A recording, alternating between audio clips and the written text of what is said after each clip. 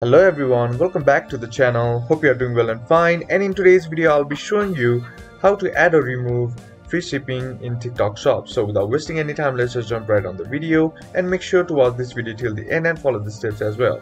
Now the first thing that you need to do is head over to your browser and then open up TikTok Shops. And once you do that, be sure to be logged into your account as well. Now once you're there, click on the option that says Seller Center. And once you're inside Seller Center, here you'll be seeing a bunch of options on the left hand side. Right now, under promotions, what you need to do is just simply select the option that says promotional tools, and once you click on promotional tools, you'll be seeing a bunch of options. Now all you gotta do is just scroll down until you find the shipping fee discount.